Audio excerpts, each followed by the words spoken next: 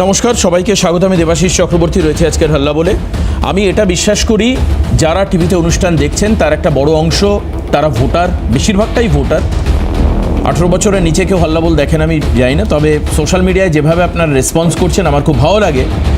যে আমি এটা বুঝতে পারি যে অন্ততপক্ষে মানুষের হয়ে আমরা কথা বলতে পারি বা মানুষের দিকটা আমরা ভাবি, দেখি, চিন্তা করি।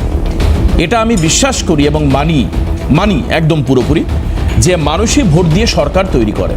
কোনো একটা সরকার তৈরি করার পেছনে ভোট ম্যানিপুলেশন, এটা ওটা কারিগরি, এটা ওটা জাদুগরি, এসব আমি খুব একটা বিশ্বাস করি না। একটা পার্সেন্টেজে ভোটে ম্যানিপুলেশন হয়, বিশেষত আমি যদি পঞ্চায়েত ইলেকশনকে বাদ দিয়ে দিই, তার পরবর্তী যে ইলেকশনগুলো আছে অর্থাৎ বিধানসভা, লোকসভা, এখানে একটা কমন পারসেপশন অফ পিপল যেটা কাজ করে এবং তার ভোটেই কোনো যেই হোক না কেন সে ক্ষমতায় আসে।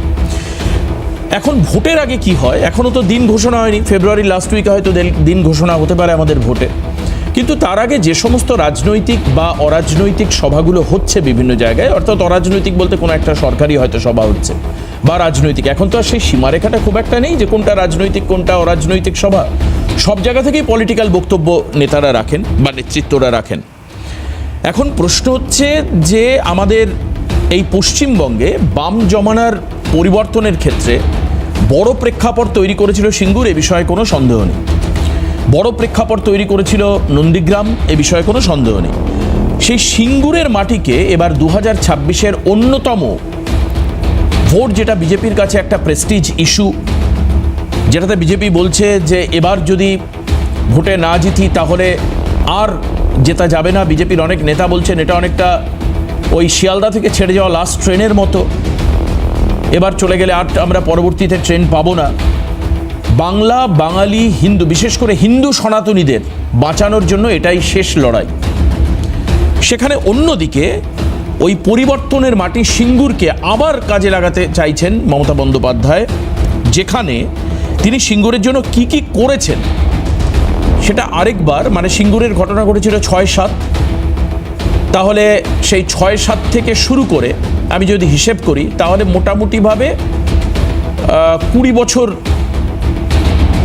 প্রায় আগের ঘটনা। সেই ঘটনার কথা আবার আজকে সিঙ্গুরের সভায় মমতা ব্যানার্জি উল্লেখ করলেন।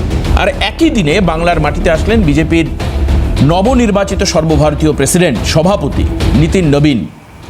তিনিও একাধিক জায়গায় বিজেপির এতাবৎকালে পশ্চিমবঙ্গে যে পারসেপশন বিজেপি তৈরি করছে, অর্থাৎ একদিকে সনাতনীদের বাঁচাও, অন্যদিকে অনুপ্রবেশকারীদের হটাও, অন্যদিকে পশ্চিমবঙ্গকে আমরা পশ্চিম বাংলাদেশ হতে দেব না, এই ইস্যু, পাশাপাশি রাজ্য সরকারের এই যে গত 2011 থেকে আজ পর্যন্ত বিভিন্ন দুর্নীতিতে বিভিন্ন নেতার জড়িয়ে পড়া, নারী সুরক্ষা, নারী নিরাপত্তা ইত্যাদি বিষয়ে তিনি আজকে মুখ খুলেছেন। কাজেই ভোটের দিন ঘোষণা হওয়ার এখনো ঢের দেরি থাকলেও রাজনীতির ময়দান যে জমে উঠেছে মানুষকে কেন্দ্র করে, অর্থাৎ মানুষের মাইন্ড সেট করানোর জন্য, সেটা একদম পরিষ্কার। লাস্ট টাইমে কি হবে সেটা অন্য কথা, সেটা পরের কথা। অনেক কিছু বড় ঘটনা ঘটতে পারে, আজকে আমি বলে রাখছি এটা অনেক ঘটনা ঘটতে পারে।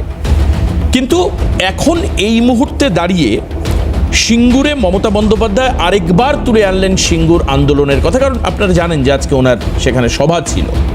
কি বলেছেন একবার, প্রথম মমতা অন সিঙ্গুর কি বলেছেন একবার শোনানোর চেষ্টা করি, যে ওই সিঙ্গুর আন্দোলনের সময় কি ভূমিকা মমতা নিয়েছিলেন। কাজেই মমতায় কেন বাংলার মানুষ দেখবেন না, কেন বাংলার মানুষ পাশে দাঁড়াবেন না, এটাই বলছেন মমতা ব্যানার্জি। শুনি একবার, শুনবো। সিঙ্গুরের মাটি, যে মাটি আমায় জয় করিয়ে দিয়েছিল, সিঙ্গুরের কৃষি জমি ফিরিয়ে না দিলে আমি জীবন বাজি রেখেছিলাম, 26 দিন অনশন করেছিলাম, আরও করতাম, মরবার জন্য তৈরি ছিলাম। কিন্তু কৃষকদের জমি ফিরিয়ে দেবো বলেছিলাম, ফিরিয়ে দিয়েছি। আর তোমরা কি করেছো? সিঙ্গুরে দাঁড়িয়ে মিটিং করে শুধু আমাকে গালাগালি দিয়েছো, কিছু করেছো? একটাও ইট পুঁতেছো না, কিছু করবে না, শুধু বড় বড় কথা, বড় বড় বুলি। এ বুলি চলবে না বাংলায়।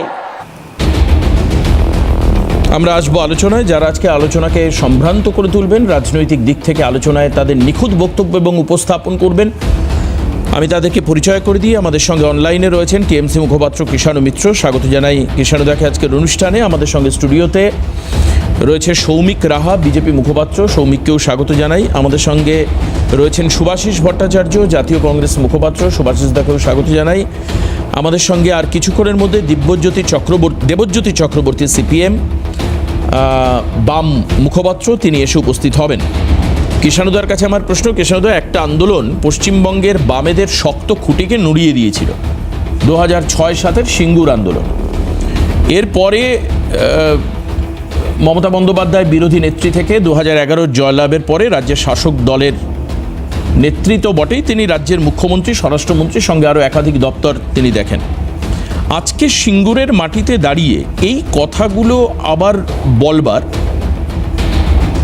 বা মানুষের হিউম্যান মেমোরিকে আরেকবার রিজুভিনেট করা বা আরেকবার সিঙ্গুর আন্দোলনের প্রসঙ্গ তুলে আনার প্রয়োজন হলো কেন? কারণ সিঙ্গুরের ঘটনার পর রাজ্য প্রায় 20 বছর হাতে সময় পেয়েছে। শাসক দলে আসার পর আপনি ধরে নিন 11 থেকে 26-25, প্রায় আপনার 15 বছরের ওপরে সময় পেয়েছে রাজ্য সরকার। আজকে এই সিঙ্গুরের মাটিতে দাঁড়িয়ে এই যে জায়গাগুলো জড়া, যে সিঙ্গুর আমাকে জয় করিয়ে দিয়েছিল, সিঙ্গুরের জমি ফেরত দিতে আমি জীবনকে বাজি রেখেছিলাম, অনশন করেছিলাম, মৃত্যুবরণ করতে রেডি ছিলাম, এই কথাগুলো বলার কারণ এখন তো রাজ্য সরকার তৃণমূল কংগ্রেসের হাতে, মমতা বন্দ্যোপাধ্যায়ের হাতে। তার আন্দোলনের মূল ভূমি আজকে সর্বতোভাবে তার পাশে থাকবে, এটাই স্বাভাবিক, খুব স্বাভাবিক। সেখানে কি এমন কোনো প্রবলেম রাজনৈতিকভাবে বা বিরোধীদের চাপে এমন কোনো মিস পারসেপশন বা কনসেপশন সিঙ্গুরের মানুষের মনে তৈরি হয়েছে যে কারণের জন্য আজকে আরেকবার মনে করিয়ে দিতে হচ্ছে মমতা বন্দ্যোপাধ্যায়কে? দেখুন, এরকম নয় যে মমতা বন্দ্যোপাধ্যায় মুখ্যমন্ত্রী হওয়ার পর প্রথম আজকে সিঙ্গুর গেছেন। বিগত 15 বছরে উনি একাধিকবার সিঙ্গুরে গেছেন এবং প্রত্যেকবারই উনি যে আন্দোলন 2006 সালে সিঙ্গুরের মাটি থেকে শুরু করেছিলেন, সেটা হচ্ছে প্রান্তিক, গরিব, সাধারণ, মধ্যবিত্ত বাঙালির জীবন জীবিকার লড়াই এবং সেই জীবন জীবিকাতে যারা আক্রমণ নামিয়ে আনবেন তাদের বিরুদ্ধে লড়াই। আপনার মনে থাকবে যে 2006 সালে আজকের তৃণমূলকে দেখে অনেক কটা প্রজন্ম ইতিমধ্যেই তারা এসেছেন এবং তারা সক্রিয় হয়েছেন। তারা শিশু অবস্থা থেকে যুব অবস্থা থেকে তারা রাজনীতিতেও অনেকেও এসছে। তো একবার মনে করে দেওয়া দরকার, যেহেতু বৃহত্তর মিডিয়াতে অনেক খবর, অনেক কথা আমাদের বলার সুযোগ হয় না, সেটা হয়তো অনেক জায়গাতেই কিনে নেওয়া হয়েছে। তো সুতরাং মানুষের সাথে সরাসরি যে ডিসকোর্স, ডায়লগ, সেটাই আমাদের একমাত্র মা মাটি মানুষের সরকার। যা ডিসকোর্স হবে সেটা ডাইরেক্ট পাবলিকের সাথে হবে। নিশ্চয়ই সোশ্যাল মিডিয়ার তাতে একটা বড় অবদান আছে, যেটা আপনি আপনার আজকের অনুষ্ঠান শুরুতেই বললেন। এখন সেখানে আপনাকে একটু মনে করিয়ে দিই, 2006 সালের তৃণমূল আর আজকের তৃণমূলের মধ্যে কিন্তু আকাশ পাতাল তফাৎ ছিল। 2006 সালে আমাদের যে এত বড় যে সাংগঠনিক কাঠামো আজকে অনেকেও দেখতে পাচ্ছেন, সেটা কিন্তু ছিল না। নেত্রী একমাত্র সাংসদ ছিলেন তখন এবং আমাদের খুব সীমিত ক্ষমতা ছিল। আজকে একমাত্র সম্বল সেটা হচ্ছে মানুষ। সেই মানুষকে সাথে নিয়ে, সেই মানুষকে পাথেয় করে সেই 2006 সালে নেত্রী সেই মানুষের ডাকে সাড়া দিয়ে কিন্তু সিঙ্গুর গেছিলেন। সেদিন এত অপটিক্স ছিল না, এত টাকা কড়ি পয়সা, এত লোকবল, এত কিছুই ছিল না। তো সুতরাং সেই দিন সে শুধু মানুষকে সম্বল করে নেত্রী গেছিলেন এবং ওখানে তিনি বসে পড়েছিলেন অনশনের কথা উনি নিজেও আজকে বলেছেন। সেই বিখ্যাত অনশনের কথা আমরা জানি এবং তৎকালীন যারা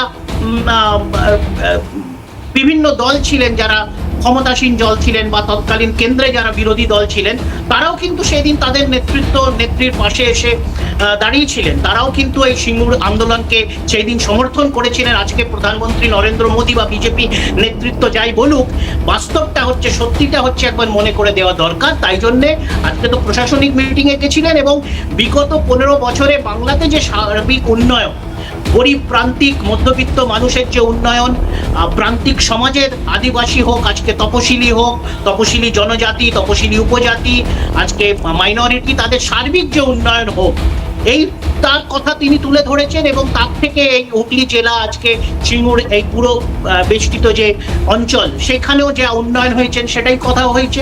আজকে যদি আমি বাংলার বাড়ি দেখি 20 লক্ষ নতুন করে দ্বিতীয় ফেজে 20 লক্ষ নতুন বাংলার বাড়ি একদম স্বাধীনভাবে বাংলার সরকার মানুষকে দিচ্ছে, তাতে কেন্দ্রের এক আনা এক কড়ি কোনো অবদান নেই।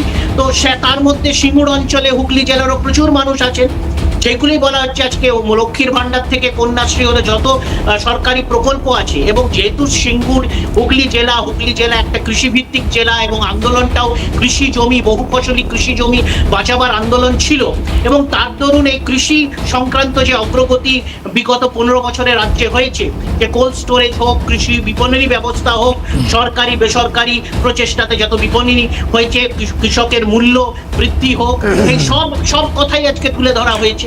এবং সেখানে মানুষ যা চাইবে, আমরা তো বলি যে good politics is right action. Gandhi থেকে শুরু করে আজকের নেত্রী সকলেই আমরা এটাতে বিশ্বাস করি যে good politics is right action.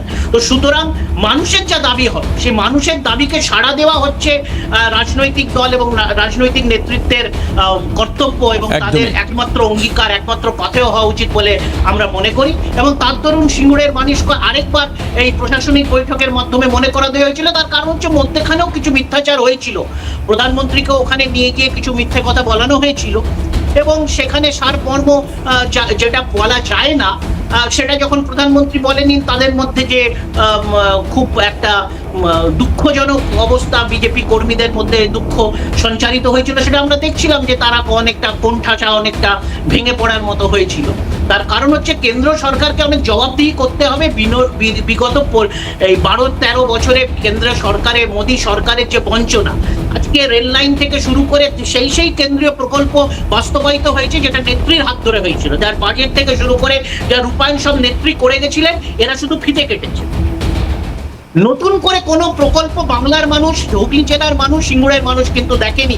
অথচ আমি আপনাকে মনে করিয়ে দিই, এই অঞ্চলে 2000 প্রবাবলি 15 বা 16-তে তৎকালীন বিজেপি নেতা বরুণ গান্ধী কিন্তু এসে সেখানে অনেক শিল্পের কথা বলেছিলেন, ঠিক যেরকম নির্মলা সীতারামন পার্বত্য পশ্চিমবাংলাতে চা বাগানকে নতুন করে স্বপ্ন দেখিয়েছিলেন, পরে একটাও বাস্তবায়িত হয়নি। বাস্তবায়িত করেছে রাজ্য সরকার, তাদের যে দিন মজুরি আছে সেটা বৃদ্ধি থেকে শুরু করে তাদের বাড়ি, তাদের হাত খরচ বৃদ্ধি, তাদের শিক্ষা, তাদের স্বাস্থ্যের জন্য যা ব্যবস্থা, সবই রাজ্য সরকার অবশ্যই করেছেন। এবং কিষাণুদা, এটা তো বলতে কোনো আপত্তি নেই যে 2011 সালের পর থেকে মমতা বন্দ্যোপাধ্যায় এমন একজন মুখ্যমন্ত্রী যিনি পরপর 3 বার একচ্ছত্রভাবে তৃণমূল কংগ্রেস বহু বিতর্কের ঊর্ধ্বে উঠে তারা ক্ষমতা বিধানসভায় ধরে রেখেছে এবং 3 বারের মুখ্যমন্ত্রী তিনি, 3rd টার্ম হয়ে এটা 4th টার্মে যাচ্ছে। কাজে মানুষ কোনো না কোনো জায়গায় তো আছে। কিন্তু আপনি এই সিঙ্গুর কথাটা বলতে গিয়ে অন্তত 4 বার, আমার কাছে আমি নোট করছিলাম 4 বার বা তার থেকে হয়তো একটু বেশি হতে পারে, আপনি হুগলির কথাটা উল্লেখ করলেন। আপনি বলছেন যে মানুষ সঙ্গে আছে এবং মমতা ব্যানার্জি বহুবার সিঙ্গুরে গেছেন, হুগলিতে গেছেন। 2019-এর লোকসভা নির্বাচনে লকেট চট্টোপাধ্যায় 6,71,448 ভোট পেয়ে জেতেন। 46.06% ভোট লকেট চ্যাটার্জি পান। তাহলে যে সিঙ্গুর মমতা বন্দ্যোপাধ্যায়কে জিতিয়েছিল, যে সিঙ্গুর আবেগ, যে সিঙ্গুর পরিবর্তনের পটকথা রচনা করেছিল বলছেন, সেই সিঙ্গুরের মানুষ কি ভুল বুঝেছিল নাকি রাজ্য সরকার বা তৃণমূল কংগ্রেস সিঙ্গুরের পাশে দাঁড়ায়নি বলে লকেট চ্যাটার্জি জিতেছিল? যদিও 2024-এ আপনারা আবার কামব্যাক করেছেন, এটা বাস্তব। দেখুন, আমি তো আপনার প্রশ্নতেই আপনি উত্তর দিয়ে দিলেন যে হ্যাঁ, 2019-এ আমাদের একটা ওখানে সাংগঠনিকভাবে দুর্বলতা, নিশ্চয়ই সুযোগ বিজেপি নিয়েছে, সেটা আমাদের একটা ওখানে দুর্বলতা হয়েছিল এবং সেটা আমরা 2024-এ আমরা পুনরায় সেটা উদ্ধার করে আমরা সেটাকে মেকআপ করে দিয়েছি। কিন্তু বিধানসভা অঞ্চলগুলো যদি দেখি, এখনো বেশ কিছু জায়গাতে, বিশেষ করে যেখানে সিপিএম এর সাংগঠনিক শক্তি 2011-তেও ছিল বা 11-র পরেও ছিল, সেইগুলো এখন শিফট হয়ে গেছে বিজেপি। তো আগামী দিন আমাদের লক্ষ্য হচ্ছে সেই সব জায়গাতেও পুনরায় মানুষের আশীর্বাদ, মানুষের গ্রহণযোগ্যতা এবং মানুষের ভোট অর্জন করা। তো সেই দিকেই সংগঠন কাজ করছে। একদম।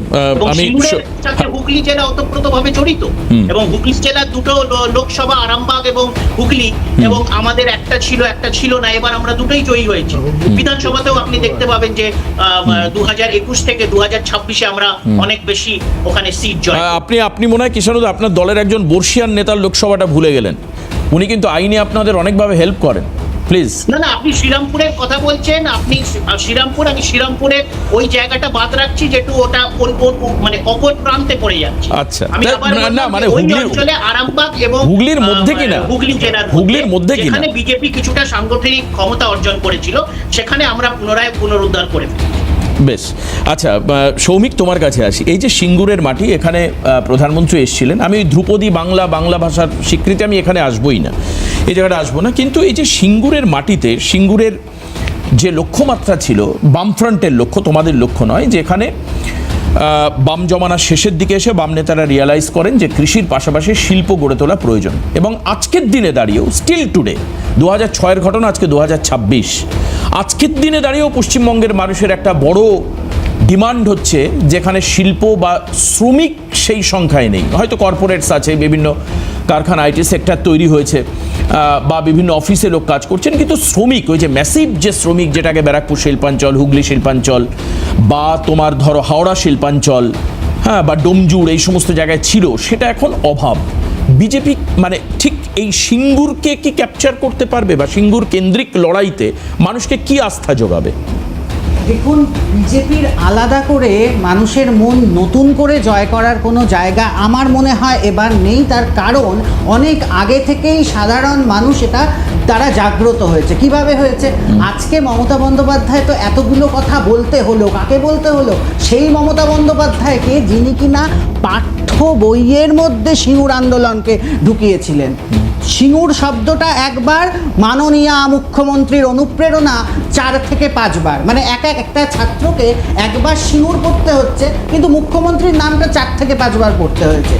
এত কিছু পড়ার পরে, এটা তো আজকে না, অনেকদিন আগেই ঢুকিয়েছেন, কিন্তু সেই ছেলেমেয়েগুলো যখন পাশ করছে অনুপ্রেরণার দ্বারা, মানে পাশ করার সময়ও আমরা দেখেছি, মানে অনেক সময় পরীক্ষার পরে মায়েদেরকে যখন জিজ্ঞাসা করা হয়েছে, আমাদের ছেলেমেয়েরা পাশ করে যাবে, দিদি আছে, দিদি পাশ করিয়ে দেবে, মানে পড়াশোনা না করলেও এ রাজ্যে পাশ করা যায়, এরকম আপনাদের বিভিন্ন চ্যানেলে মানে সোশ্যাল নেটওয়ার্ক। তারপরে আমি বলছি, সিঙ্গুর রিয়ালিটিটা একটু বলো। সিঙ্গুর রিয়ালিটি হচ্ছে এই পাশ করার পরে ছেলেমেয়েগুলো কোথাও চাকরি পাচ্ছে না।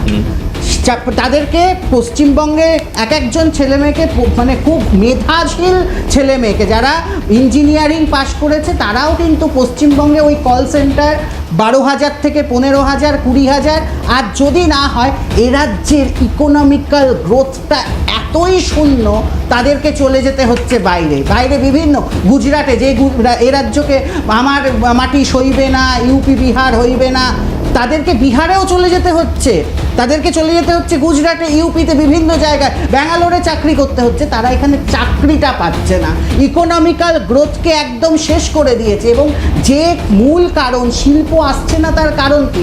মমতা বন্দ্যোপাধ্যায় সিঙ্গাপুরে চলে গেলেন, তার সাথে লোকে, ভাই, একটা মমতা ব্যানার্জি কিন্তু এখানে একটা কথা বলেছেন, আমি জানি না এটার কতটা যৌক্তিকতা, বা কিষাণুদা কি বলবেন। উনি বলেছেন, কই তোমরা তো একটা ইটও পুতলে না। আমি এই উত্তরটাই স্পেসিফিক আমি এই উত্তরটা দেব। মমতা বন্দ্যোপাধ্যায় প্রথমত, উনি এখন মমতা বন্দ্যোপাধ্যায় খুব অসহায়, এত অসহায়, বিজেপির ভয়ে রাত্রে ঘুম হচ্ছে না, কি বলছেন মাথার ঠিক নেই, তাই জন্য বলে ফেলেছে সরকারের। তা না হলে এরকম ভুলভাল কেন বলবেন? বিগত 15 বছর তো রাজ্য সরকারে মমতা বন্দ্যোপাধ্যায় ছিলেন, শিল্পমন্ত্রী তো তাদের ছিল, বিজেপির শিল্পমন্ত্রী তো ছিল না। এবং শিল্প করার জন্য যেটা দরকার, উপযুক্ত শিল্পায়নের ব্যবস্থা, শিল্প বান্ধব একটা পরিকাঠামোর গঠন, যেটা করে ভাই মমতা বন্দ্যোপাধ্যায়। যখন শুধু তাই নয়, সিঙ্গাপুরে গেছিলেন না, মনে নেই? সিঙ্গাপুরে শিল্প আনতে গেছিলেন, আবার ওনার সাথে লোকেরা সমস্ত গিয়ে কি সব চুরি টুরি করে নিয়ে এলো, কিন্তু শিল্প আর এলো না। তার কারণ যারা আমাদের রাজ্যের মুখ্যমন্ত্রী শিল্প বলতে পরিষ্কার বোঝে যে আমি চপ শিল্প আছে তো তোমরা চপ শিল্প করো না, আর কাশফুলের বালিশ, কত সুন্দর শিল্প। আমার মাথায় একটা জিনিস এলো, যিনি আজকে এত বড় বড় কথা বলছেন, আচ্ছা মমতা বন্দ্যোপাধ্যায় নিজে তো ওখানে কাশফুলের বালিশের শিল্পের একটা ইট পুঁততে পারতেন, তার ফ্যাক্টরির ইট পুঁততে উনি পারতেন। অ্যাগ্রো করলেন না হাব কেন? করেছেন বলেছেন। আসলে অ্যাগ্রো মমতা না, দেখুন আপনারা এরকম ভাবে না, ওনাকে উনি দোষারোপ, বলেছে, ভাই, দেবাশিস দা রাগ এরকম করবেন না। এরকম দোষারোপ যে করবেন না। উনি বলেছে। দেবাশিস দা উনি আমারও মুখ্যমন্ত্রী, উনি অ্যাগ্রো ইন্ডাস্ট্রি দেবাশিস দা উনি তো আমাদেরও মুখ্যমন্ত্রী, উনি মিষ্টি হাব করেছেন। এই যে একটু জান উনি মিষ্টি শিল্প, এমন শিল্পকে কোন জায়গায় ইকো পার্কের সামনে মিষ্টি হাব দিয়ে মিষ্টিকে শিল্পর আকারে উনি এনেছেন। এত বড় শিল্প যিনি করেছেন, আজকে বাংলাকে শিল্পীতে এত চুরি শিল্পে বাংলা প্রথম, এত নিখুঁতভাবে চুরি না, হচ্ছে। সিঙ্গুরের মানুষ যে- কেমন আছে? মানে তোমরা কোনো ফিল্ড রিপোর্ট করেছো? দেখুন আপনারা 1 বছর আগের 1 বছর বলছি 5 বছর আগের একটা ঘটনা ভুলে যাচ্ছেন। কৃষি মমতা হচ্ছে কিনা? বন্দ্যোপাধ্যায় 2021-এও গেছিলেন, 21-এ ওখানে গিয়ে সর্ষে বীজ ছড়িয়ে এসছেন। আজকে জানি না সেই সর্ষে বীজের কি হাল হয়েছে, আমি জানি না। অ্যাকচুয়াল প্রবলেমটা কিন্তু সেদিন থেকে শুরু হয়েছিল। ভারতীয় জনতা পার্টি, আজকে সবাই বলে যে সেদিনকেও তো বিজেপি ছিল। উনি বলেছেন সমস্ত পরিষেবা সিঙ্গুরের মানুষ পায়। না না, সিঙ্গুরের মানুষ, সেদিনকে আমাদের লড়াই ছিল ওয়েস্ট বেঙ্গল ইন্ডাস্ট্রিয়াল ডেভেলপমেন্ট কর্পোরেশনের বিরুদ্ধে। আমাদের পরিষ্কার, আমরা দুপক্ষকে বলেছিলাম আপনারা মিটিয়ে নিন। আচ্ছা, ফিরে এসে তোমার শেষাংশ নেবো, আমি একটা ছোট্ট বিরতি নিই। কিন্তু আমার প্রশ্ন হচ্ছে সিঙ্গুরের মানুষ কি বলছে? সিঙ্গুরের মানুষ বারবার করে রাজনৈতিক দোলাচলে দুলছে না তো? আচ্ছা, ওই মানুষগুলো কৃষি পেল না শিল্প পেল? সিঙ্গুরে কি হলো? মমতা ব্যানার্জি আজকে বলছেন কেন সেন্ট্রাল ইট উঠলো না। আদতে এটা সম্ভব? আমি ফিরে কিষাণুদার থেকে ছোট্ট করে 2 লাইন নিয়ে নেব যে এই কথাটার মানে কি, যে সিঙ্গুরে তোমরা কেউ কিছু করেছো, একটা ইট পুঁতেছো? মানে কাকে ইন্ডিকেট করতে চাইলেন মমতা ব্যানার্জি? সেন্ট্রালকে? সেন্ট্রাল সিঙ্গুরে ইট পুঁতবে মানে, আমি ব্যাপারটা আমার কাছে একটু অস্পষ্ট, আমি ধারণাটা স্পষ্ট করবো। আবারও ফিরে আসলাম সৌমিক, এই যে আবারও বলছি যে সিঙ্গুরের রিয়েলিটিকে মাটিতে দাঁড়িয়ে দেখা ছিল SCZ অর্থাৎ স্পেশাল ইকোনমিক্যাল জোন, কিন্তু এই সরকারে সমস্ত কিছু ঊর্ধ্বে, এই সব কিছু বন্ধ, কোনো কিছু নেই। অন্যান্য রাজ্যে এখনো ট্যাক্স ফ্রি জোন আছে, বিভিন্ন জোন আছে, খাত দেওয়া হয়, কিন্তু এই রাজ্য সরকার সব কিছুর ঊর্ধ্বে, এরা কিচ্ছু চায় না। এরা শুধু চায় ইন্ডাস্ট্রির নামে কারা আসবে তাদের থেকে আমরা 75% তুলবো আর লোকাল নেতাদের 25%। আচ্ছা, এই জায়গাটা আমি এই জায়গা বন্ধ না হলে, সরকারের জমি নীতি ঠিক না হলে, সিঙ্গুরে আর কোনোদিনই ওখানে কোনো কিছুই হওয়া সম্ভব। বেশ, আমি সৌমিক যা বলছে সেটা তো রাজনৈতিক বক্তব্য, কিন্তু রিয়েলিটি যেটা বলছে সেটা হচ্ছে সিঙ্গুরে 3 ফসলি জমির চরিত্র নষ্ট হয়েছে, এবং অ্যাজ ওয়েল অ্যাজ সুপ্রিম কোর্টে হারার পর, মানে এটাও বামরা হেরেছিল, জমি অধিগ্রহণ ল্যান্ড অ্যাকুইজিশন সিস্টেমটা ভুল থাকবার জন্য হেরেছিল সেই সময়। এই কারণের জন্য ওখানে এখন আর নতুন করে শিল্পও হয়নি। কিষাণুদার কাছে আমার প্রশ্ন, এই যে সুকান্ত মজুমদার বলছেন যে উনি তো কেন্দ্রীয় মন্ত্রী, একজন প্রতিমন্ত্রী হলেও মন্ত্রী, সেন্ট্রাল মিনিস্টার, উনি বলছেন আমরা টাটার সঙ্গে কথা বলে আমরা টাটাকে ফেরানোর আপ্রাণ চেষ্টা করব সিঙ্গুরে। এই যে প্রমিসটা, এটাও তো মানুষের মধ্যে একটা রিয়াকশন করতে পারে। বা আপনারা গত 14 বছর এই ধরনের প্রস্তাব কোনো শিল্পপতিকে দিয়েছেন কিনা, বা এই যে এত বড় বড় গ্লোবাল সামিট হয় তার থেকে কাউকে সিঙ্গুর প্রপোজাল দেওয়া হয়েছে কিনা, বা এইটা আমি একটু ভেতরের কথাটা জানবো আপনার থেকে। দেখুন, প্রথম কথা হচ্ছে যে মমতা বন্দ্যোপাধ্যায় যখন বলে তখন বিজেপির গ্রহণযোগ্যতা কেন কমে, যে কেন্দ্র সরকারের পরিসংখ্যান হচ্ছে বিগত 15 বছরে যখন মোদী সরকারের আমলে সারা দেশে 40% কর্মসংস্থা বা এমপ্লয়মেন্ট জেনারেশন হারে কমেছে, তখন বাংলা সেটা 40% হারে বৃদ্ধি হয়েছে। বাংলাতে 40% এমপ্লয়মেন্ট বেশি জেনারেট হয়েছে। আর ন্যাশনাল পরিসংখ্যান বা বিজেপি শাসিত হরিয়ানা হোক, রাজস্থান হোক, মধ্যপ্রদেশ হোক, বিহার, উত্তরপ্রদেশ বাদ দিয়ে, সেখানে এমপ্লয়মেন্টের কি দুঃখ দৈন্য দশা। কিছুদিন আগে টিচারদের পরীক্ষাতে এই ঝেঁটিয়ে বিজেপি শাসিত রাজ্য থেকে আমাদের এখানে পরীক্ষা দিতে আমরা ACN এর পর্দাতেই দেখেছিলাম। আমি বলি, এই যে সিঙ্গুরের সাথে টাটার নাম যেহেতু ওতপ্রোতভাবে জড়িত, আমি জাস্ট কয়েকটা টাটা কোম্পানির ইনভেস্টমেন্ট এই রাজ্যতে দিচ্ছি। 2011-র পর, 2011-র আগে যে টাটা মেটালিক্স ছিল, আমরা জানি বর্তমান সরকারের আমলে সেই দুর্গাপুর পানাগড়ে সেই টাটা মেটালিক্সের ফ্যাক্টরি উত্তরোত্তর বৃদ্ধি পেয়ে এখন এশিয়ার বৃহত্তম ইনফ্রাস্ট্রাকচার ইকুইপমেন্ট ম্যানুফ্যাকচারিং হাব তৈরি হয়েছে।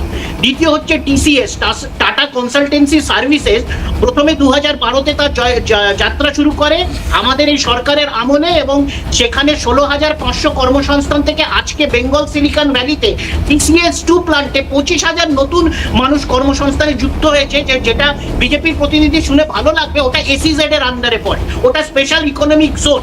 হ্যাঁ, আবার দ্বিতীয় হচ্ছে যে মিষ্টি হাবের যেটা কথা উদাহরণ দিচ্ছিল, সেটাও SEZ এর আওতায় পড়ে, যাতে এইগুলো এক্সপোর্ট করা যায়।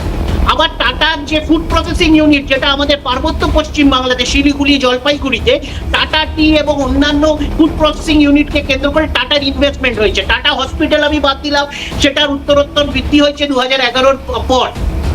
এমনকি টাটার অন্যান্য যে সেক্টরে, আজকে যদি টাটা মোটরসের দেখি, স্ক্র্যাপিং ইউনিট হয়েছে কল্যাণী ইন্ডাস্ট্রিয়াল ইউনিটে, আজকে টাটার এক্সপোর্ট আমাদের এখান থেকে বেড়েছে, টাটার লজিস্টিক্যাল ইনভেস্টমেন্ট হয়েছে। তো সুতরাং টাটা গ্রুপে শুধুমাত্র TCS এর বাইরে টাটা গ্রুপে 11,100 জনের এমপ্লয়মেন্ট জেনারেশন হয়েছে পশ্চিম বাংলাতে।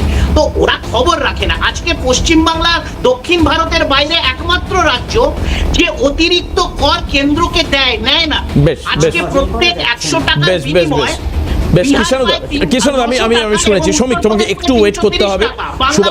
আচ্ছা, এবার দেখো, এটা তো তৃণমূল বিজেপি হয়ে যাচ্ছে। আমি একটু সুভাষিস দাকে আনি। সুভাষিস দা, রিয়েলিটিটা কি? এই যে হ্যাঁ, সুভাষিস দেখি কি বলে, আমি তারপর তোমার কাছে যাবো। পাল্টা একসঙ্গে তুমি কিষাণদা, সুভাষিস দার উত্তরটা দিয়ে দিও। সমস্যা হয়েছে হলো দেশে, এই যে জমি নীতি নিয়ে একটা বড় প্রশ্ন উঠলো, SEZ নিয়ে একটা বড় প্রশ্ন উঠলো। দেশে বিনিয়োগ নেই, রাজ্য বিনিয়োগ নেই, এবং দিশাহীন হলে, শাসক যখন দিশাহীন হয় তখন মানে কালকের ইউ এর বিনিয়োগের প্রশ্নের পরে আপনি বলছেন যে রাজ্যে দেশে বিনিয়োগ নেই? না, মানে প্রতিশ্রুতি আর বিনিয়োগ হওয়া দুটোর মধ্যে যে বেঙ্গল সামিট হচ্ছে, মানে কালকে যে মাদার অফ অল ট্রেডস, না আমি এই তো লোককে তো বোঝালে চলবে না, আমাকেও তো প্রশ্ন করতে হবে। লোক তো প্রশ্ন করতে পারছে না, তাহলে বলতো যে কালকে দেখলাম এত বড় করে মানে ইউরোপীয় ইউনিয়নের সঙ্গে অল মাদার্স ট্রেড হলো, প্রায় কয়েক হাজার বিলিয়ন ডলারের মানে চুক্তি হলো, পীযূষ গোয়েলের সঙ্গে তাদের চুক্তি হলো। মানে ইরানের 11,000 কোটি টাকার যে ভারতবর্ষের ধ্বংস হয়েছে, এটা জানো, 4 লাখ প্রকল্প ধ্বংস হয়েছে, সেটা নিয়েও তাহলে আলোচনা করো। এটাও নিয়ে মানুষ প্রশ্ন করতে পারছে না, তাহলে এই প্রশ্নটা আমাকে করবে, আমি উত্তর দেবো। এগুলো কাজের কথা। আমার যেটা কথা যে আমায় বলতে দাও, আমি বলছি। সেটা হয়েছে হলো যে দেশে এবং রাজ্যে বিনিয়োগ নেই, এবং যখন কিনা শাসকের অবস্থা ছুঁচোগেলার মতন হয়, তখন খুব স্বাভাবিক কারণেই বিরোধীদের দোষ দেয়। সিঙ্গুর আন্দোলন থেকে মমতা রাজ্যে ক্ষমতায় আসার ডিভিডেন্ড তুলে নিয়েছিল, কিন্তু সিঙ্গুর জমিটা যা অবস্থা হয়েছিল, তাতে মমতা ব্যানার্জি ফিরিয়ে দিলেও চাষিরা জানতো যে এই জমির উপরে আর চাষ হবে না, কোনো অবস্থাতেই সম্ভব না। তাহলে নেক্সট কি করা হচ্ছে, আজকে শ্রমিক চিল্লাচ্ছে, এই সিঙ্গুর প্রজেক্টটা ধ্বংস হওয়ার মূলে শুধু মমতা ব্যানার্জির রাজনৈতিক ডিভিডেন্ড নয়, তাকে যারা যারা একসাথে পাশে দাঁড়িয়ে কানে কানে কথা বলে গেছে, রাজনাথ সিং থেকে আরম্ভ করে ফান্ডিং এসছে বিজেপির, তারাও এর মধ্যে একইভাবে। সুভাষিস, আমি একটা ছোট্ট বিরতি নিই। আমি একদম সিঙ্গুর আন্দোলনে আমি নেব। সুভাষিস দা খুব অদ্ভুত বললেন যে রাজনাথ সিং এসে মমতা ব্যানার্জির কানে কানে কথা বলে গেছে, এবং রাজনাথ সিং তখন বিজেপির সর্বভারতীয় সভাপতি। এটা মাথায় রাখতে হবে নন্দীগ্রাম আন্দোলনের সময়। যাই হোক, না তখনও উনি প্রেসিডেন্টই ছিলেন,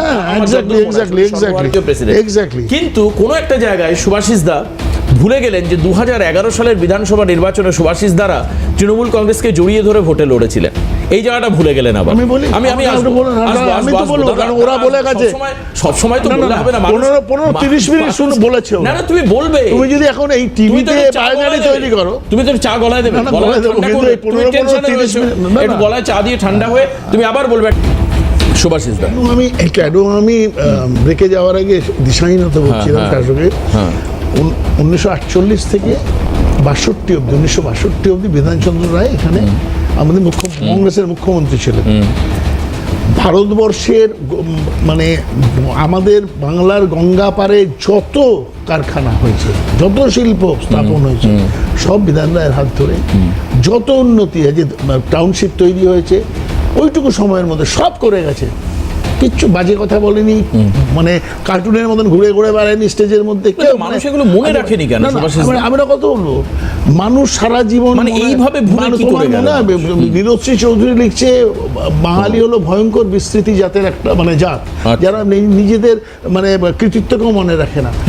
আমার কথা হয়েছিল কেন এই কথাটা বলা বিধানচন্দ্র রায়কে আনলাম, সেটা হলো যদি দিশা থাকে কোনো শাসকের, সেই মানুষটা প্রথমে এসে প্ল্যান করবে আমি কিভাবে কি করবে, আমি উন্নয়নের সোপান তৈরি করব, আমি কিভাবে মানে শিল্প তৈরি করব, কিভাবে কৃষিকেও রাখবো, ব্যালেন্স করব, যেটা বুদ্ধদেব ভট্টাচার্য বলতে চেয়েছিলেন। খুব স্বাভাবিক কারণে আমরা কেন 11তে জোট করেছিলাম, আমরা কেন 11তে তৃণমূলের সঙ্গে গেছিলাম, খুব স্বাভাবিক কারণে এটা অন ক্যামেরা বলছি, এটা অন ক্যামেরা বলছি যে সেই সময় সিপিএম এর নিচু তলার কর্মীরা যে উদ্ধত্ত দেখিয়েছে সাধারণ মানুষের সাথে, এবং যে ধরনের অপসংস্কৃতি এবং অপশাসন তৈরি করেছিল সিপিআইএম, সেই কারণে আমাদের মনে হয়েছিল যে সিপিএম কে সরানোর দরকার আছে রাজ্য থেকে। এবং তারপরে কি হয়েছে, পশ্চিমবাংলার মানুষ from frying pan into the fire, আগে ছিল কড়াইয়ে, তারপরে ডাইরেক্ট উনুনে এসে পড়েছে, আগুনের উনুনে এসে পড়েছে। সুতরাং মানুষের বিপদ তৈরি হয়েছে। এখন শুধু কথা, নরেন্দ্র মোদী বলছেন পাকোড়া ভাজো, মমতা বন্দ্যোপাধ্যায় বলছে চপ ভাজো। আসলে মানে শিক্ষিত ছেলেদের যাওয়ার জায়গা কোথায়, যেখানে আমাদের প্রতিটা জায়গায় ভারতবর্ষের সবচেয়ে বেশি বেকার। আজকে 80 কোটি মানুষকে রেশনের চাল দিতে হচ্ছে, 5 কেজি চাল দিতে হচ্ছে, নাহলে পরে তাদের খাওয়া হবে না। ভারতবর্ষের ইকোনমি যে জায়গায় 14 সালে দাঁড় করিয়ে দিয়ে গেছিল কংগ্রেস, সেখান থেকে আজকে ভীষণভাবে আজকে ডলারের দাম কোথায়, কেন হচ্ছে? এটা দিশাহীনতার জন্য। কাউকে দোষ দিলে হবে না, মমতা ব্যানার্জিকে ইন্ট্রোস্পেক্ট করতে হবে যে আমি যদি সিঙ্গুর আটকে থাকি, তাহলে নিশ্চিতভাবে আমার সিঙ্গুরের জন্য কি অল্টারনেটিভ কি করা যায় সেটা ভাবা উচিত, সেটা ভাবেনি। ফলে কি হয়েছে, এবং শুধু তাই নয়, ইন্ডাস্ট্রি থেকে এডুকেশন সব জায়গায় একদম। আমি শ্রমিকের থেকে একটু ছোট্ট করে যাই, যে শ্রমিক এর আগে কিষাণুদা কিন্তু একাধিক পরিকল্পনা এবং টাটা সংস্থার নাম করে উনি বললেন যে তাদের লোক নিয়োগ থেকে শুরু করে এক্সপ্যানশন সবটাই হিউজলি হয়েছে, হয়তো সিঙ্গুরে হয়নি বাট অন্যান্য জায়গায় হয়েছে। তোমরা এগুলো দেখতে পাচ্ছ না কেন? উনার প্রশ্নের আগে তো আমরা মমতা বন্দ্যোপাধ্যায়ের কথাকে গুরুত্ব দিই। মমতা বন্দ্যোপাধ্যায় 2011 সালের 1 বছর 2012তেই বলে দিয়েছিল আমরা সব 100% কাজ আমি করে দিয়েছি, আর যেন তার কিছুর করার দরকার ছিল না। তো সুতরাং এইসব কথা এখন এসে এসব মানুষ শুনবে না। আমি যেটা বলতে চাই, উনি অনেকগুলো রাজ্যের নাম বললেন, তার প্রথমটা বললেন হরিয়ানা। আমাদের বাংলা থেকে নরেন্দ্র দামোদর দাস মোদী প্রধানমন্ত্রীজি বাংলার অসীম ঘোষকে, প্রফেসর অসীম ঘোষকে হরিয়ানার মাননীয় রাজ্যপাল করে নিয়ে গেছেন। আমার সৌভাগ্য হয়েছিল কিছুদিন ওনার সাথে ওখানে থাকার। আমি একটা চিত্র শুধু আপনাদের সাথে আলোচনা করতে চাই।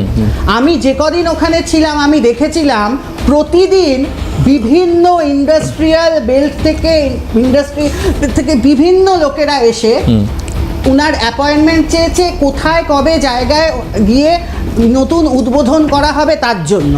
মানে চিফ মিনিস্টার তো প্রতিদিন পাচ্ছেনই, এবং এডুকেশন সিস্টেমটা এমন জায়গায় ওখানে উন্নতি করেছেন, ওখানে কিন্তু ব্ল্যাকবোর্ড ব্যবহার হয় না। সরকারি স্কুলে মানুষ বেশি করে ভর্তি হচ্ছে, প্রাইভেট স্কুলের থেকে সরকারি স্কুলে যাচ্ছে। সরকারি স্কুলের যে সিস্টেম, মানে পড়াশোনার পরিকাঠামোগত যা সিস্টেম, হরিয়ানার কথা বলছি। আপনি ভাবতে পারছেন, সব থেকে দুটো জায়গার নাম বলছি, ফরিদাবাদ এবং গুড়গাঁও।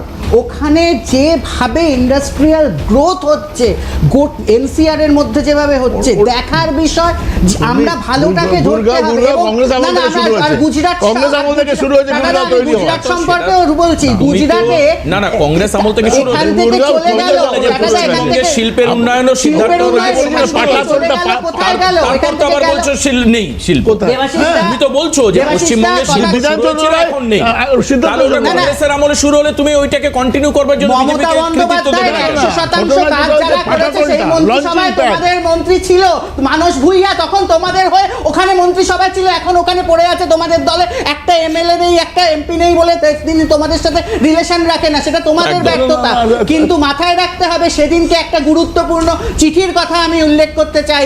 নরেন্দ্র দামোদর দাস মোদী সেদিন চিফ মিনিস্টার গুজরাট, দুটো চিঠি পাঠিয়েছিলেন। আমাদের সাথে কাউকে থাকতে গেলে টাকার বান্ডিল নিয়ে যেতে হবে, টাকা থলি নিয়ে যেতে হবে, যেভাবে গুজরাটে বা মহারাষ্ট্রে যাওয়া হয়। তথ্যভিত্তিক কথা বলে না, এখান থেকে যেভাবে মহারাষ্ট্রে সরকার ভেঙেছে, যেভাবে মহারাষ্ট্রে সরকার ভেঙেছে, টাকা দিয়ে আনতে হয়, মানুষ ভেঙে টাকা দিয়ে রাখতে হতো। গুজরাটে যাওয়ার কারণ আমি বুঝতে পেরেছি। প্রত্যেকটা ডিপার্টমেন্টের এনওসি কাগজ নিয়ে অপেক্ষা করতে হবে।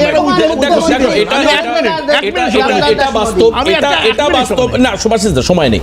এটা বাস্তব যে যদি শিল্পের অনুকূল পরিবেশ বা ইন্ডাস্ট্রিয়ালিস্টরা যদি বেনিফিট না পায় তাহলে সেখানে শিল্প তৈরি হয়। সব ডিপার্টমেন্টের এনওসি আমি 30 সেকেন্ড নেই, শ্রমিক এক মিনিট, আমি বলি যে মন্ত্রী ছিল, আমি ধরলাম বিহারে প্রশ্ন করতে চাই, সেদিন কংগ্রেসের নেতারা কি করছিল? মমতা মন্ত্রিসভায় কংগ্রেসের লোকেদের টাটা আসলে ওকে থামা, আমি বলছি তাহলে শিল্প আসার সম্ভাবনা তৈরি হয়।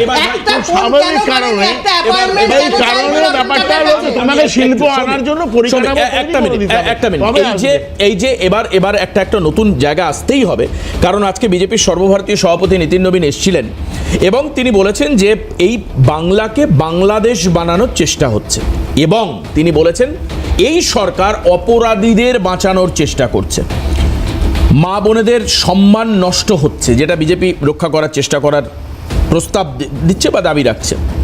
এবং তিনি এটাও বলছেন যে অনুপ্রবেশকারীদের উৎসাহ দেওয়া হচ্ছে, ডেমোগ্রাফি পরিবর্তন হচ্ছে। ঠিক এই আবহে মমতা বন্দ্যোপাধ্যায় 2 তারিখে অর্থাৎ 2 ফেব্রুয়ারি তিনি এসআইআরের মানে এই নির্বাচন কমিশনের সঙ্গে দেখা করতে অ্যালং উইথ 15 জনের একটা প্রতিনিধি দল তিনি দিল্লি যাচ্ছেন। এই জায়গাটা আমি নীতিন নবীন কি বলেছেন বিরতির পর ফিরে এসে আপনাদেরকে শোনাবো। কিষাণুদার কাছে তারপর যাব যে এই হচ্ছে মানে একেবারে স্ট্যান্ডার্ড একটা প্রোটোকল তৈরি করা হয়েছে যেখানে বিজেপি এই জায়গাটায় লড়াই করবে। দুর্নীতি, বাংলাদেশ ইস্যু, অনুপ্রবেশকারী ইস্যু, সনাতনী ইস্যু ইত্যাদি জায়গা আপনারা কিভাবে তার কমব্যাট করবেন। এবং এবার না আমি শুনতে পাচ্ছি যে এসআইআরের পরে ছবিটাই নাকি বদলে যাবে বাংলার, প্রায় হয়তো 1.5 কোটি থেকে 2 কোটি, আমি ইমাজিনারি বলছি, হাইপোথেটিক্যালি সংখ্যা বাদ যেতে পারে। তারপর লড়াইটা তৃণমূল কিভাবে করবে। तरफदारी करने वाली सरकार यहाँ बैठी है। जिस प्रकार से करोड़ों हिंदुओं के साथ, सनातन परंपराओं के साथ चोट करने वाली सरकार यहाँ बैठी है, वो प्रयास कर रही है कि फिर से बंगाल को बांग्लादेश में ले जाए। लेकिन हम भाजपा के कार्यकर्ता संकल्पित है, हम किसी भी प्रकार की कुर्बानी देने को तैयार हैं, लेकिन किसी भी हाल में बंगाल को बांग्लादेश में नहीं मिलने देंगे और बंगाल की सुरक्षा के प्रति अपनी संकल्प को दोहराते हैं। কিষাণুদা, এই বাংলাদেশ হওয়ার সম্ভাবনা কি আছে? মানে আমাদের সম্প্রতি অতীতে বেশ কিছু ঘটনা যেখানে অনিয়ন্ত্রিত একটা ক্ষোভের বহিঃপ্রকাশ আমরা দেখেছি বেশ কিছু সীমান্তবর্তী এলাকায়, মানে সেটা ভয়াবহ, ডিস্ট্রাকটিভ। মানে আমি অবাক হয়ে যাই যে কোন সাহসে তারা বিডিও অফিসে ভাঙচুর করছে, আগুন লাগাচ্ছে, কি সাহসে তারা এনবিএসটিসির সরকারি বাস জ্বালাচ্ছে। মানে আবার বলছি, দেখুন বিদেশ নিয়ে না কোনো সমস্যাকে ঠিকমতো আপনি দেখতে পাবেন না, আপনাকে গভীরে যেতে হবে এবং গভীরে যাওয়ার প্রথম শর্ত হলো বিদ্বেষ মুক্ত মানসিকতা তৈরি করতে হবে। এজেন্ডা দিয়ে হয় না। আজকে বেনারসে যে হিন্দুদের ঘাটগুলো যারা 800 বছর পুরনো, 1000 বছর পুরনো বুলডোজার দিয়ে ভাঙছে, তাদেরকে আপনি হিন্দু বিরোধী বলবেন না? শঙ্করাচার্যর শিখা ধরে টেনে টেনে হিঁচড়াতে হাজার খানেক হিন্দু সাধুকে, গেরুয়াধারী সাধুকে যারা টানতে টানতে পুলিশ ভ্যানে তুলছে, লাঠি দিয়ে পেটাচ্ছে, তারা কি হিন্দু ভক্ত? তারা কি হিন্দু প্রেমী? হ্যাঁ, তো সুতরাং মানুষ দেখুন সব জানে, সব দেখতে পাচ্ছে। যারা গরুর মাংস এক্সপোর্ট করছে আর এক্সপোর্টের লাইসেন্স দিচ্ছে আর তার থেকে পার্টিগত চাঁদা নিচ্ছে, তারা কতটা হিন্দু প্রেমী মানুষ সব ধরে ফেলছে। দেখুন ওসব অপটিক্স ক্রিয়েট করে লাভ নেই। একটু আগে বিজেপির প্রতিনিধি যে ফরিদাবাদ আর একটা কোথায় রোহতাক না কোথাকার উদাহরণ দিচ্ছিল, ন্যাশনাল ক্যাপিটাল রিজন 24টা জেলা নিয়ে ন্যাশনাল ক্যাপিটাল রিজন, তার মধ্যে 14 না 15টা হচ্ছে হরিয়ানার জেলা, বাকি উত্তরপ্রদেশ আছে, দিল্লি আছে এবং রাজস্থান আছে। এইখানে কেন্দ্রের বরাদ্দ, কেন্দ্রের বাজেট, এখানে কোনো মানুষের মানে সেখানকার সরকারের কোনো অবদান নেই। ন্যাশনাল ক্যাপিটাল রিজন কংগ্রেস আমলে 1985 সালে তৈরি হয়েছে, বর্তমানে এটা হিন্দি বলয়ের একটা অন্যতম, আমাদের থেকে কর নিয়ে গিয়ে সেখানকার মানুষকে সমৃদ্ধ করা হচ্ছে। এইসব ভুল বাংলার মানুষকে বোঝানো যাবে না, এইসব বিহার উত্তরপ্রদেশে গিয়ে করতে বলবে। দ্বিতীয়ত হচ্ছে বাংলাতে আজকে সব থেকে বড় যেটা আমাদের অ্যাচিভমেন্ট 15 বছরের, যে এমএসএমই, মাইক্রো মিডিয়াম এবং স্মল যে ইন্ডাস্ট্রি, সেটা 1 কোটি বেশি আজকে বাংলাতে কাজ করছে এবং তাতে কোটি কোটি মানুষ, এবং যতই বাংলার মানুষ অন্য রাজ্যতে যাক, এটা আমরা অস্বীকার করছি না, বাম আমল থেকে কংগ্রেসের আমল থেকে যায়, কিন্তু বাংলা হচ্ছে ভারত সরকারের তথ্য অনুসারে নেট ইন মাইগ্রেশন স্টেট। আজকে 50 লক্ষ বাংলার মানুষ অন্য রাজ্যতে কাজ করে, না না, সেটা আমি কৃষ্ণানুদা, আপনার কি মনে হয়, আমি আমার পরিষ্কার প্রশ্ন, আপনি একটু অন্যদিকে গেলেন, এমএসএমই তো অবশ্যই রাজ্য নিশ্চয়ই সম্ভ্রান্ত হয়েছে, নাহলে আর ওই স্টেচার আপনি কি করে দেখাবেন যে স্ট্যাটিস্টিক্স। আমি বলছি, আপনি কি কখনো নিরাপত্তাহীনতা বোধ করছেন সীমান্তবর্তী এলাকায় অনুপ্রবেশের ঘটনা, যেটা বিজেপির দাবি যে তারা এখানে ডেমোগ্রাফি চেঞ্জ করে দিচ্ছে, এবং আমরা শুধু মুখে বলছে না, আমরা সম্প্রতি কিছু ঘটনা দেখেছি, আগুন লাগানো, ভাঙচুর করা, মানে একটা ম্যাসিভ ডিস্ট্রাকশন মানুষ দেখেছে, জাতীয় সড়ক আটকে রাখা ইত্যাদি ইত্যাদি। আপনি কি মনে করছেন যে সীমান্তবর্তী এলাকায় নিরাপত্তা বিঘ্নিত হচ্ছে? এটা আমরা বিভিন্ন জায়গাতে দেখেছি, ডিস্ট্রাকটিভ আন্দোলনকে আমরা সমর্থন করি না, কিন্তু দিনের শেষে ডেমোগ্রাফি চেঞ্জ হয়েছে কিনা সেটা জানার জন্য সেন্সাস করতে হয়, সেটা বিজেপির সভাপতির মুখ থেকে। বেশ, কি বলছে শ্রমিক? দেবাশিস দাস, আমরা কতটা নিরাপত্তাহীনতায় ভুগছি সবার আগে দেখতে হবে। আমাদের রাজ্যের মুখ্যমন্ত্রী মমতা বন্দ্যোপাধ্যায় সম্পর্কে বাংলাদেশ থেকে আওয়াজ উঠেছে, আপা আই লাভ ইউ, আমি আমার মমতা আপাকে বিয়ে করতে চাই। আমরা প্রতিবাদ জানিয়েছি, তৃণমূলের একটা নেতার সাহস হয়নি একটা এফআই বাংলাদেশ হাই কমিশন গিয়ে প্রতিবাদ জানানো। আজকে আমাদের রাজ্যের মধ্যে একটা মানুষের তৃণমূলের এই বড় বড় এরা কথা বলছে বাংলাদেশ হাই কমিশন। আসলে আজকে আমাদের রাজ্যের মুখ্যমন্ত্রী তার নিজস্ব নিরাপত্তা নেই, মুখ্যমন্ত্রীর হয়ে সবাল করার কেউ নেই, মুখ্যমন্ত্রীর হয়ে কথা বলার লোক নেই। আজকে রাজ্যের মুখ্যমন্ত্রী নিজে নিরাপত্তাহীনতায় ভুগছে, তাই রাজ্যের মানুষ স্বভাবতই নিরাপত্তাহীনতায় ভুগবে। আমাদের সবার আগে দরকার একটা শক্তিশালী মুখ্যমন্ত্রী, যার চোখে চোখ রেখে কথা বলার আগে 10 বার ভাবতে হবে, কারণ বাংলার একজন অভিভাবক আছে। তাহলে ভারতবর্ষের প্রধানমন্ত্রীকেও চেঞ্জ করতে হবে, যে ট্রাম্পের চোখে রেখে কথা বলতে পারে। আমি বলি 100 বার মমতা বন্দ্যোপাধ্যায়কে পরিবর্তনের দরকার আছে, নরেন্দ্র মোদীকেও দরকার আছে। শুধু বাতালেবাজি করে যেমন মমতা ব্যানার্জি চলছে সেরকম মোদী চলছে। আমি বলি একটা কথা, সেটা হলো ভারতবর্ষের প্রধানমন্ত্রী, একটু বলেন, এক মিনিট শেষ হয়ে যাবে। ভারতবর্ষের প্রধানমন্ত্রী হিন্দু, ভারতবর্ষের রাষ্ট্রপতি হিন্দু, ভারতবর্ষের রিজার্ভ ব্যাংকের গভর্নর হিন্দু, ভারতবর্ষের নৌসেনা বাহিনী, সামরিক সেনাবাহিনী সব হিন্দু, ভারতবর্ষে বিজেপি শাসিত সমস্ত রাজ্যগুলোতে হিন্দু মুখ্যমন্ত্রী, তারপরে হিন্দু খাত্রে মে। তাহলে পরে নবীনকে বলে দিন যে আসতে না, ছেড়ে দিতে পথ। সে 12 ক্লাস পাস করা লোক তো, সে রবীন্দ্রনাথকে বলছে, রবীন্দ্রনাথ শান্তির জন্য নোবেল পেয়েছে। নাড্ডার প্রকৃত উত্তরসূরি নাড্ডা বলেছিলেন শান্তিনিকেতনে রবীন্দ্রনাথ জন্মেছিলেন। আর মূর্খ বিজেপি, সে নবীন, সে বলছে যে শান্তি পুরস্কার পেয়েছিলেন রবীন্দ্রনাথ। এখানে মূর্খদের জায়গা হলো বিজেপিতে শিক্ষিত লোক থাকবে না, পাবেন না আপনি। রাইট ফ্রম প্রধানমন্ত্রী টু চিফ মিনিস্টার, আপনি কোন 12 ক্লাসের বেশি খুঁজে পাইনি। রাজ্য সভাপতি, ভারতবর্ষের সভাপতি,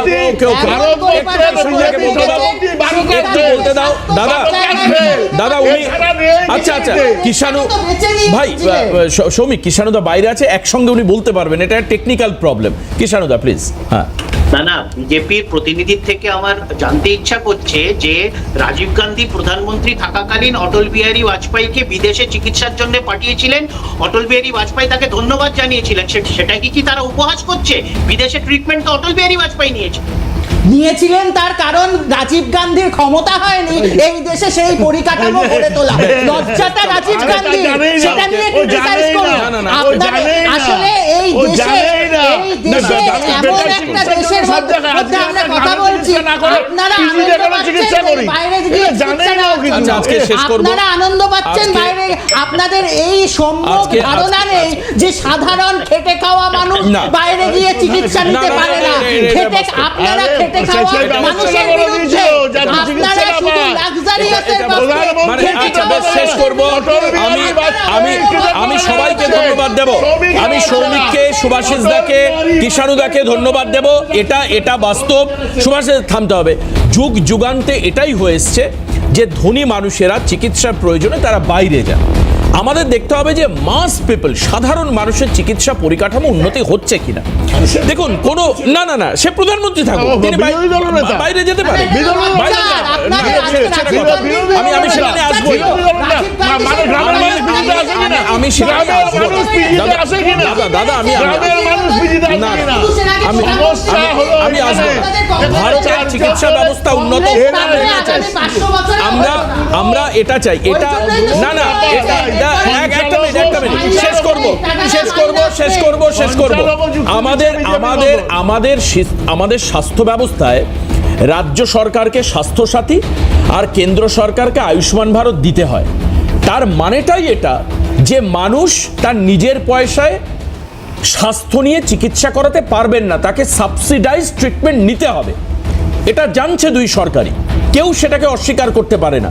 কাজেই স্বাস্থ্য ব্যবস্থা যে সবার কাছে অর্থমূল্যে দেওয়া সম্ভব নয়, এটা দুই সরকারই জানে। কাজেই চিৎকার করে কোনো লাভ নেই।